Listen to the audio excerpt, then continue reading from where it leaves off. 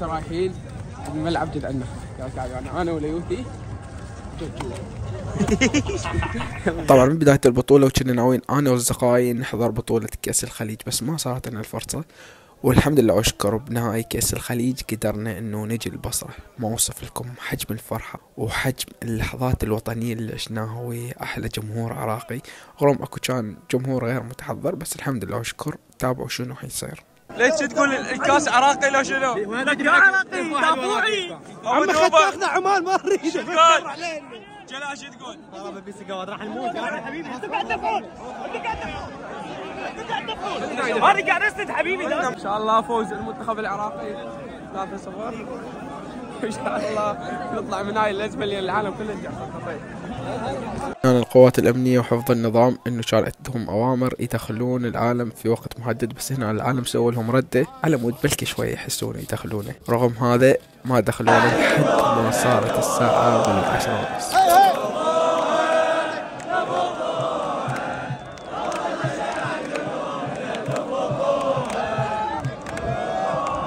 كملت الوضع، خابرت على الإسناد الجوي اجونا طيارات، وهنا أنا بديت أغفل لأن عست كلش. هنا العالم بدأت تتزاحم، وهنا أنا والولد يعني صراحة هلكنا الله عبرنا. ورانا بوابة لخ وورانا الحاجز اللي يدخل للملعب. طبعا اخواننا الكرات كانوا مشاركين بالبطولة وعاشتيدهم. وهنا شوية تأمينات جوية، واعتقد هذني الطيارات اللي تنقل التصوير. هنا أنا ما قمت أحس على نفسي لين تمرضت، والشباب خطير وياهم يعني تمرضوا. صارت 10:30 وبعد ما مدخلين بوابة الملعب. فهنا أنا جلال الا شويه ونموت والله العظيم طلعنا ما يموت. خف جلال اللي قام يصيح عليكم بالحسن. طبعا والله العظيم بدون مبالغة الباب اللي قبل هاي عبالك استغفر الله عصرة القبر. الله ينجينا من عصرة القبر. المهم هاي الباب اللي يدخل للملعب، هاي آخر باب. هنا ظلينا ننتظر، وأنا جلال ظلينا ندعي وقرينا آية الحمد. وهنا هذا الحجي صاعد قبلنا فرحان. بعد ما طبينا ألف الحمد لله والشكر شفنا العالم عبالك زومبي وإحنا في بيت النجاة. وراها طبينا الملعب وشفنا الأجواء. تخبل مكانكم كلش خالي والله العظيم.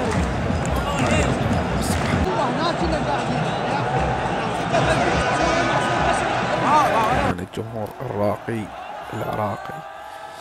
هنا أنا شوي الخامسة السابعة والتاسعة صاحب الأرض المنتخب العراقي.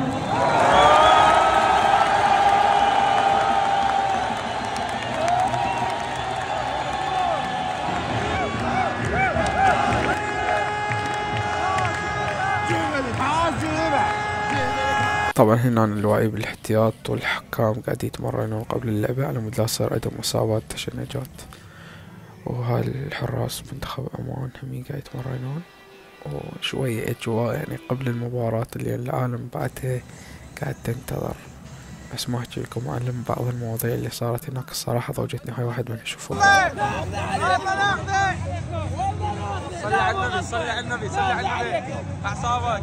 وطبعا هنا الأخ عبال هو بحالة حرب، ولكنهم هم ضيوف علينا بالعراق يعني للأسف. بس اصبر بس وناستكم هذه بالعافيه عليك طبعا اهدى لا هو ما شفتي اهدى. حسسني واحد ماخذ منه جدر الدولمة وقاعد يقول له إلا ناخذه، مو عبالك فريق قاعد يلعب ضده. فكنا عندنا روح وطنية بس ما نتجاوز على الآخرين. حبيبي نور يا وسهلا بك يا حبيبي.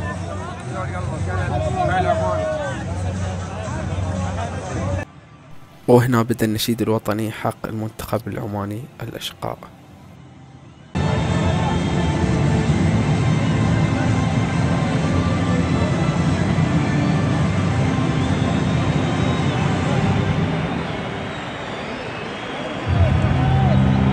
وهنا بدأ النشيد الوطني لمنتخبنا العراق، وكانت أصواتنا كلها واحدة وقلبنا كلنا واحد، بحيث رجينا الملعب من صحنا مو وطني.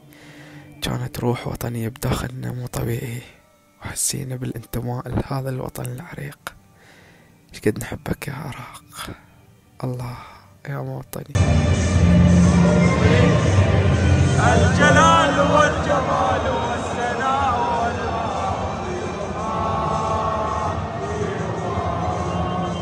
والحياة والنجاة والثناء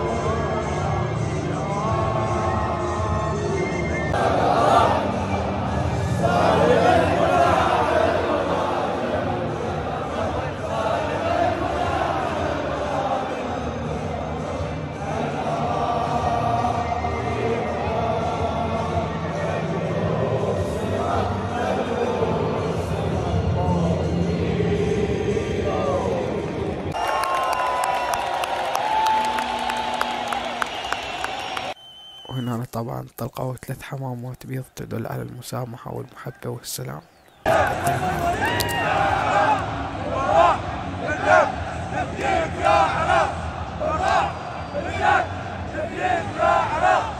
طبعا هنا الحكم أطلق صفارة بداية المباراة، وحسينا قلوبنا ترجف ويا كل تمريرة كأنما أرواحنا مرتبطة بكرة القدم.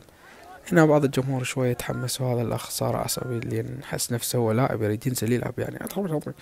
فهنا صارت هجمة للعراق، ولسوء حظنا الحمد لله والشكر عدت على سلامات، والحسن حظ عمان نورت سلامات عليهم، وبعدها صارت رمي حلوة. هنا هجمة حلوة بس ضاعت. حلوة.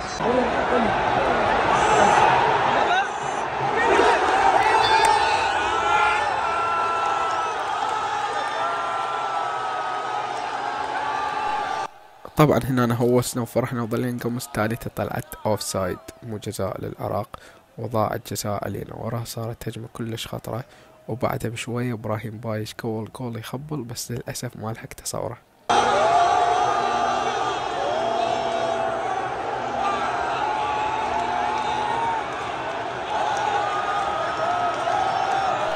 طبعا هنا تحمسنا زيادة وقمنا نصيح جيب الكاس جيبه، رغم هي الدقائق الأولى والشوط الأول، بس شوي استعجلنا بالموضوع. بعد الكاس بعد ننتظر.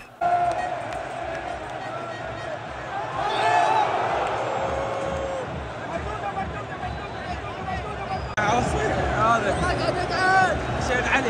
شيل علي الثاني.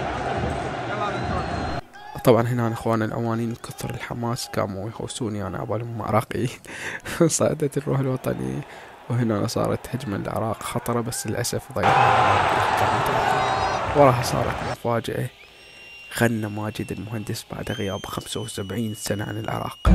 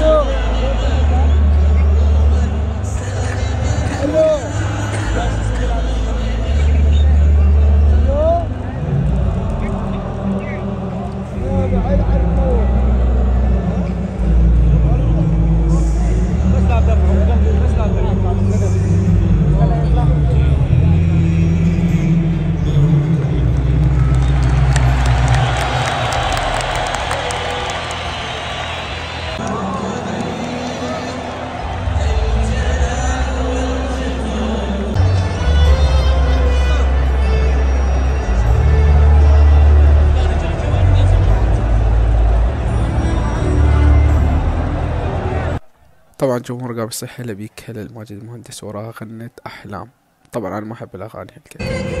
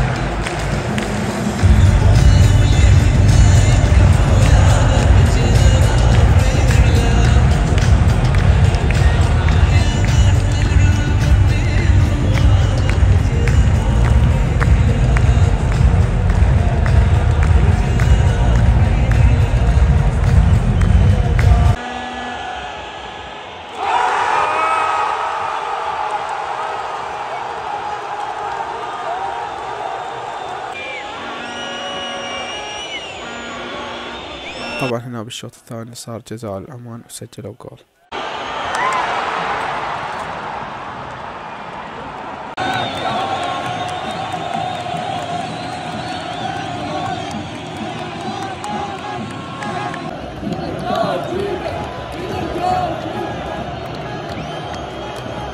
هنا هذا الأخ جايب كاس مال الخليج بس أبو 5000. طبعا هنا النعس والتعب مبين علينا كلش أثر. بعد بشوي صارت هجمة كلش خطرة. منتخب عمان طبوا وتولوا منطقة الجزاء.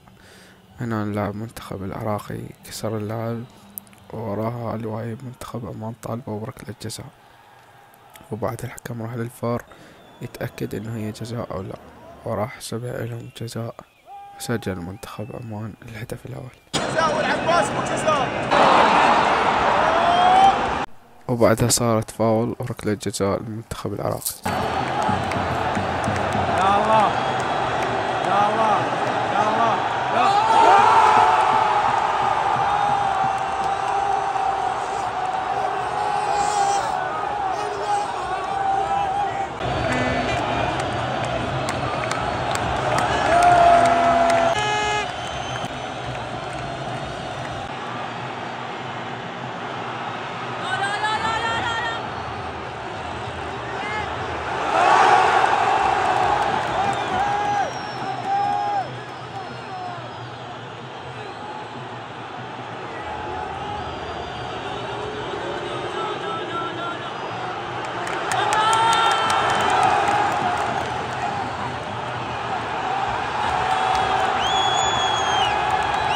وبعدها اشتدت المباراة وصارت مباراة كلش قوية. قبل ما تنتهي المباراة الجمهور ظل يشجع لآخر نفس، والجمهور العماني ظل ما قصر.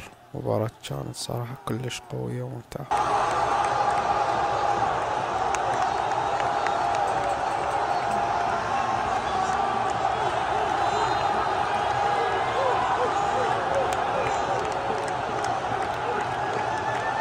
للأسف قبل نهاية الشوط الإضافي الثاني سجل عمان الجول الثاني، كانت صدمة للجمهور العراقي، بس بعدين المنتخب العراقي رد الهدف بالجول الثالث.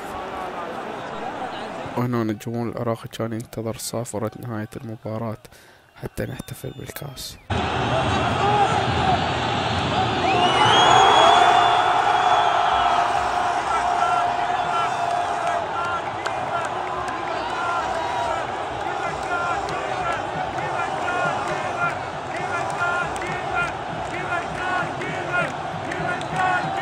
طبعا هنا أنا من قد الحماس خليت الجمهور كله وياي يصيح جيب الكاس جيبه، وراها جابوا الكاس الحمد لله.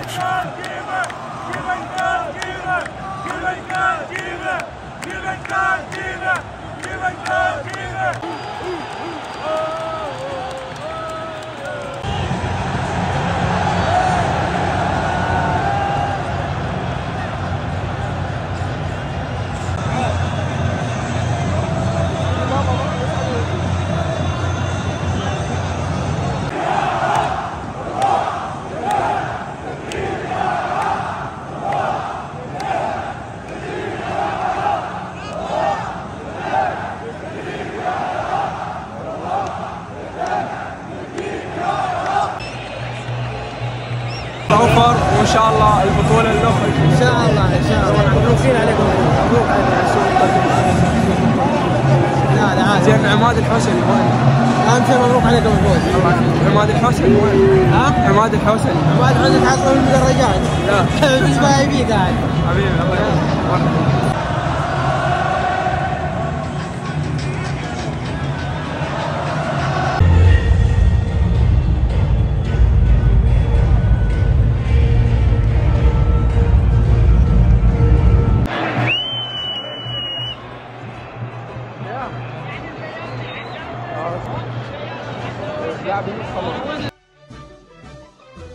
طبعا حبايبي الحمد لله شكرا رجعنا بخير وسلامة. ما اسولف لكم حجم التعب اللي صار، الحمد لله شكر كله في دول العراق. بس عندي رسالة بسيطة للناس اللي جتي بدون تذكر، يعني عيب عليك تاخذ مكان غيرك. انا بالنسبة لي عادي فدوة ما حصلت مكان وقعدت على الدرجة رقم 8 وجمعت كل واحد مشتري التذاكر ب80. بس اكو عالم خطية جت من غير دول من غير محافظات، ولو احنا من بغداد الحين بس فاكو عالم خطية يعني جت من غير اماكن، خاصة الاخوان الخليج والعمانيين يعني جايين يشوفون البطولة هم من غير بلد. عيب عليكم وزحمة تجي تاخذ مكان غيرك. حس انه اكو شخص راح يجي ياخذ تعبك بسهولة. شنو راح تردوا بهذا الموضوع؟ اكثركم انا صراحة هناك امشي وارزل بالذول اللي جايين بدون بطايق، لان انا من اشوف غلط ما اتحمل، مستحيل اسكت والله العظيم. كسر اقول لهم يعني عيب انه واحد جاي بدون بطاقة وداخل ماخذ مكان غيره، لو الله لا يوفقه ماخذ مكان غيره، يعني على مود شوي يصير عندهم احساس بالمره الاخ ما يأيدوه، والمفروض عقوبه لهذا الموضوع. يقولون تدورون حلال وحرام وتقولون انه الله يريد يوفقنا وننظم بعد غير بطولات، هذول لازم يتعاقبون. فان شاء الله عجبكم هذا الفلوق البسيط، انتظروا الفلوقات الجايه ولا تنسون تخلون لايك، احبكم كل شوي، مع السلامه.